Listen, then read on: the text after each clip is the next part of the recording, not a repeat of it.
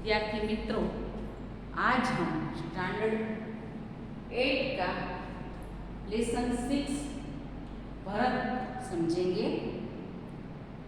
पाठ का प्रकार है एकांकी और पाठ के लेखक है राजा लक्ष्मण सिंह। एकांकी का अर्थ होता है एक अंक का नाटक।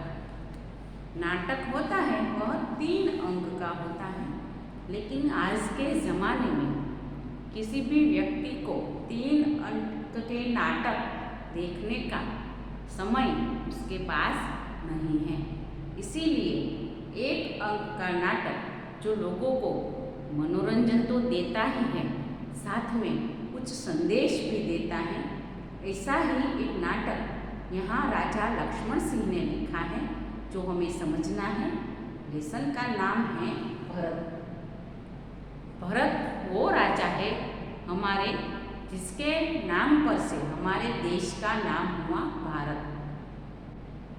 लेखक का परिचय अगर हम देखें तो 1926 में आगरा में जन्मे राजा लक्ष्मण सिंह हिंदी, संस्कृत, अंग्रेजी, फारसी, बंगला और अरबी भाषा भली भांति जानते थे। इनकी अनेक पुस्तकों का अंग्रेजी और हिंदी में अनुवाद हुआ है। अनुवाद यानी कि ट्रांसलेशन। कालिदास के अभिज्ञान, शाकुंतल, मेघदूत और रघुवंश के हिंदी अनुवाद पर इन्हें पुरस्कार दिया गया है।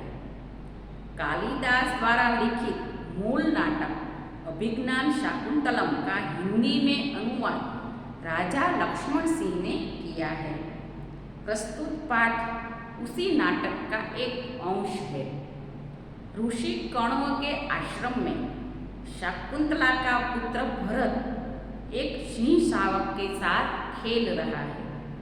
आश्रम में रहने वाली 2 तपस्विनियां बालक को रोकने का प्रयत्न करती हैं। राजा दुष्यंत छुपकर इस मनोहर दृश्य का आनंद ले रहे हैं। बालक के प्रति सहज आकर्षण से वे रोमांचित हैं। उनसे रहा नहीं गया और वे बालक के पास पहुंच गए। उसे गोद में उठाकर प्यार किया।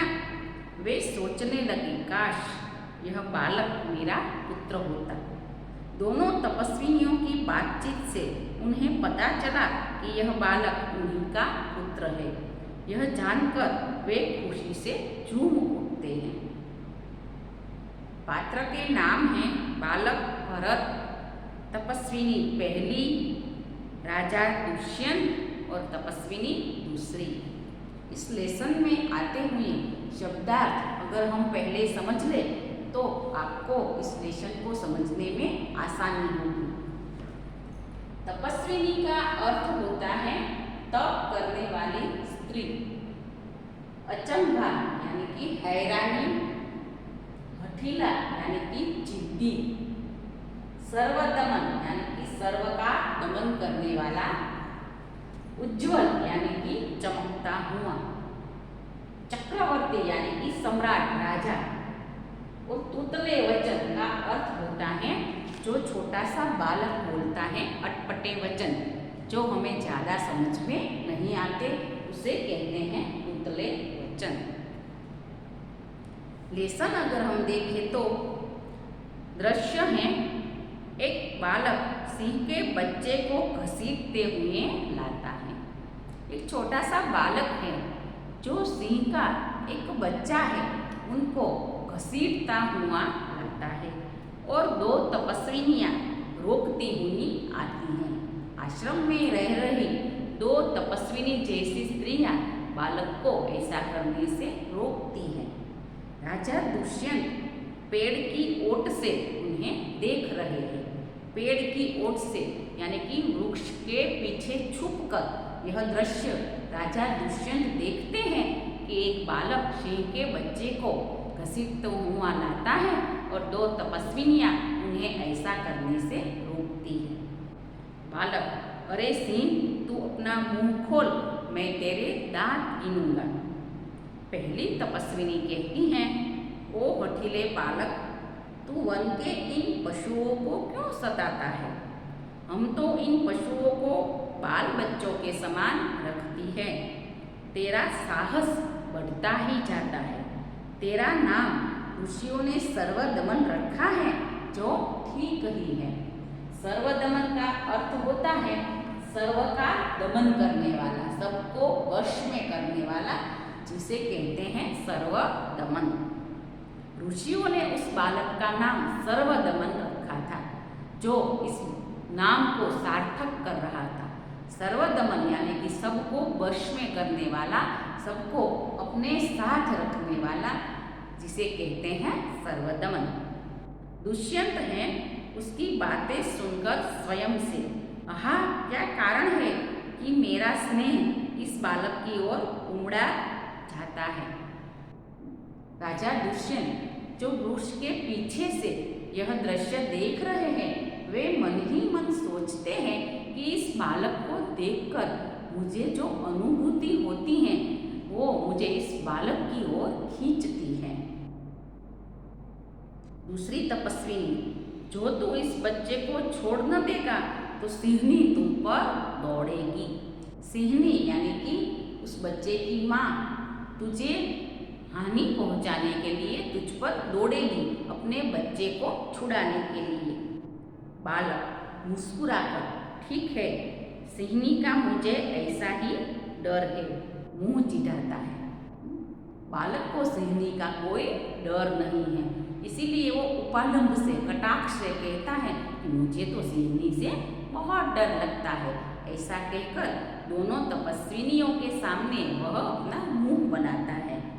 दुष्यंत आश्चर्य से, यह बालक अवश्य किसी तेजस्वी वीर का पुत्र है। इसका मुंह अग्नि के समान दमक रहा है। उसके मुंह पर जो आभा है वह तेज है, जो दुष्यंत को अग्नि के समान लग रही है। पहली तपस्विनी, हे प्यारे बालक, सिंह के बच्चे को छोड़ दे, मैं तुझे खिलौना दूंगी।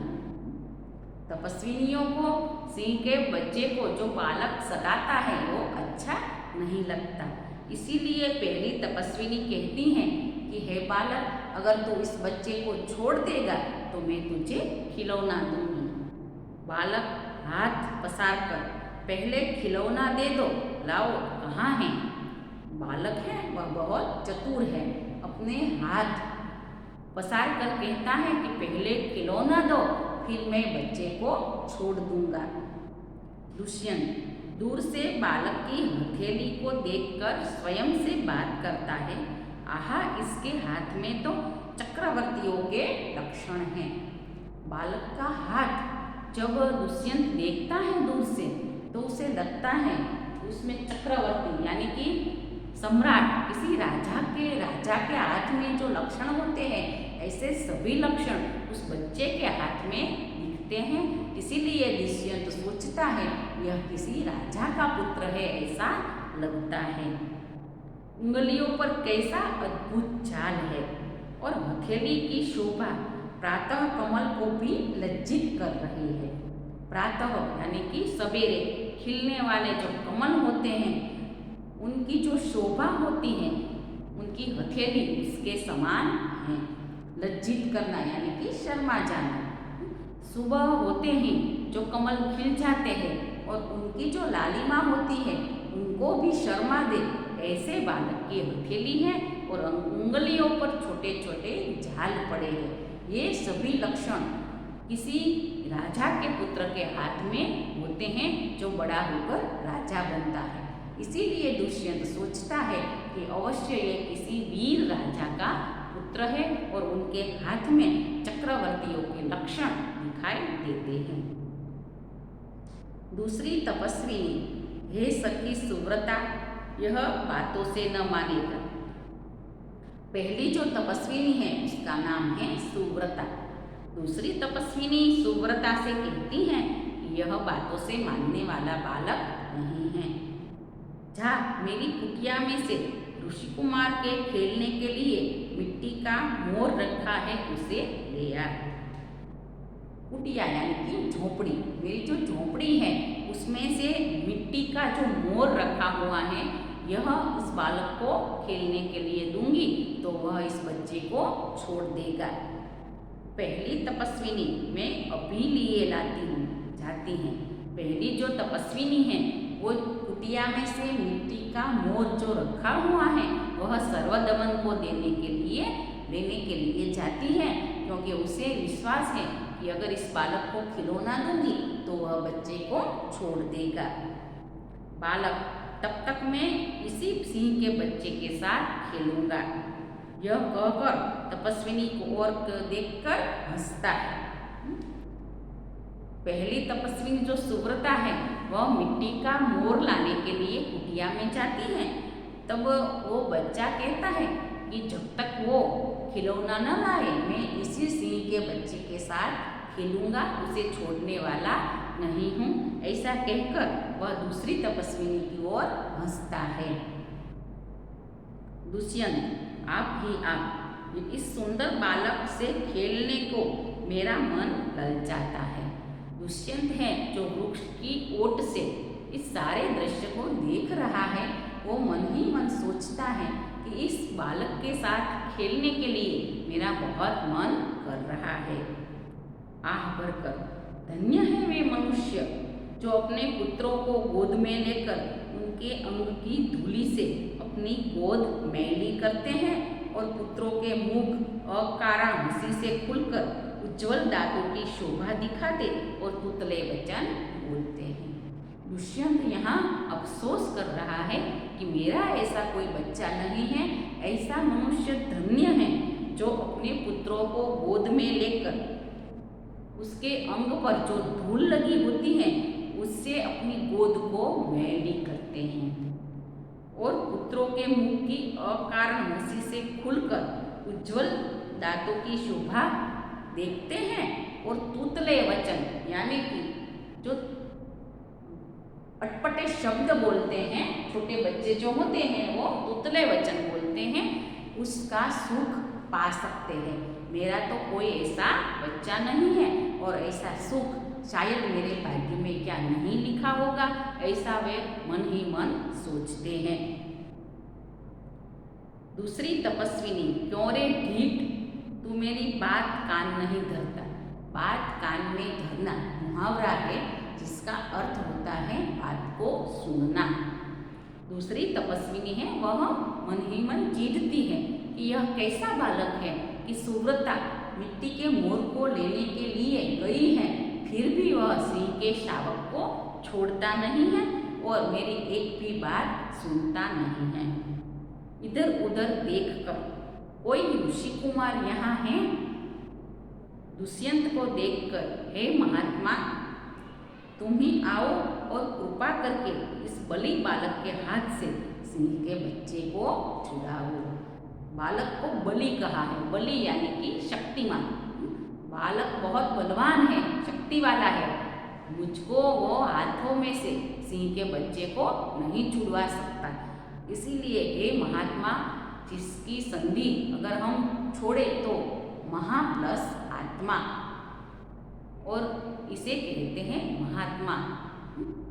तो ऋषि कुमार को वह ढूंढती हैं लेकिन कोई ऋषि कुमार उन्हें नजर नहीं आता है।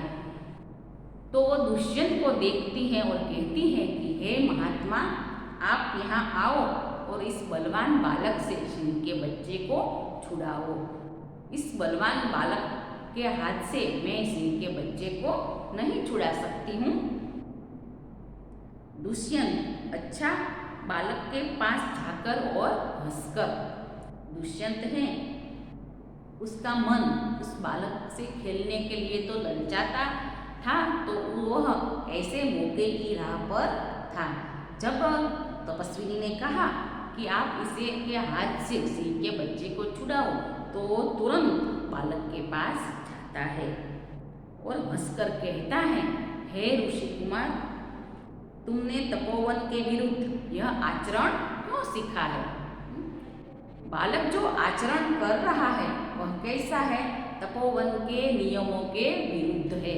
तपोवन में यह नियम था कि इस तपोवन के कोई भी प्राणी को कोई सता नहीं सकता। क्योंकि अगर सताएंगे तो जो प्राणी हैं वो कैसे हो जाएंगे, हिंसक हो जाएंगे। लेकिन अगर हमें उसे छेड़ते नहीं हैं तो वह शांति से वन में विचरण कर सकते हैं।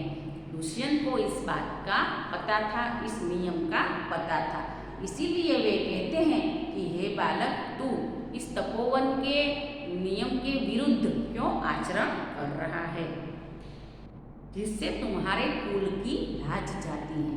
कुल की लाज जाना यानी कि मान मर्यादा को छोड़ देना। तो कोई उच्च कुल का लगता है तो तू जो ये आचरण कर रहा है इससे तुम्हारे कुल की लाज जाती है, तुम्हारे कुल का नीचा दिखता है। यह तो कोई अच्छी बात नहीं है। बच्चे ने सिंह के बच्चे को छोड़ दिया। दुष्यंत को देखकर बच्चे को लगता है कि यह कोई अनजान मनुष्य है। दोनों तपस्विनियां थी, उनसे तो बालक परिचित था, इसीलिए उसका कहना नहीं मानता था। लेकिन दुष्यंत को देखकर उसे आश्चर्य होता है कि ये कौन है, मैंने पहले इसे कभी देखा नहीं है। और एक अनजान व्यक्ति उसे कहते हैं कि तू तो तपोवन के नियमों के विरुद्ध आचरण कर रहा है, तुझे इस सिंह के बच्चे को छोड़ देना चाहिए। तो अगर छोड़ता नहीं है तो ये तेरे कुल की मान मर्यादा का भंग होता है। किसी अनजान आदमी को देखकर बच्चा घबरा जाता है और ऐसी बातें सुनकर वो हाथ में से तुरंत सिंह के बच्चे को छोड़ देता है। जो तपस्विनियां थी वो तो उसकी पहचानी हुई थी और वो उसके साथ रोज ऐसी अटखेलियां यानी कि जो भागदौड़ है वह करता रहता था, इसीलिए वह तपस्विनियों का कहना नहीं मान रहा था और उससे चिढ़ाता था। लेकिन दुष्यंत कहता है तो उसे कुछ अनजाना सा लगता है, वो घबरा जाता है कि भाई ये मनुष्य कौन है, मैंने इसे तो पहले कभी देखा नहीं। फिर उससे जो वाक्य कहे जाते हैं यह सुनकर बालक तुरंत सिंह के बच्चे को छोड़ देता है। तो ये था हमारे पाठ 6 का पार्ट 1। इस पाठ का सार देख जाए तो एक वन है जिसमें दुष्यंत नाम का राजा वहाँ पे आ जाता है और एक वृक्ष की ओट से, वृक्ष के पीछे से क्या देखता है कि 2 तपस्विनियां हैं और एक बालक है। उस बालक का नाम सर्वदमन है जो किसी सिंह के बच्चे को घसीटता हुआ लाता है और उसके साथ खेलना चाहता है।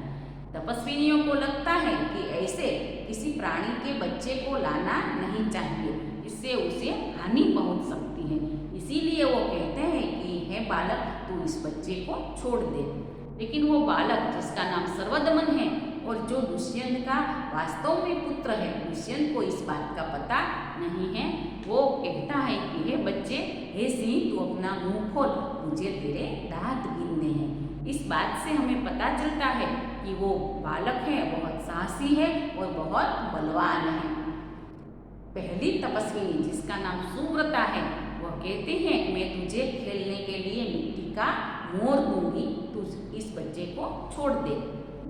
मिट्टी के मोर की लालच भी उस बच्चे को नहीं डिगा सकती। वो बच्चा है बहुत चालाक है। वो कहता है कि पहले खिलौना दो, पहले मिट्टी का मोर ला कर दो, फिर मैं इस बच्चे को छोड़ दूंगा।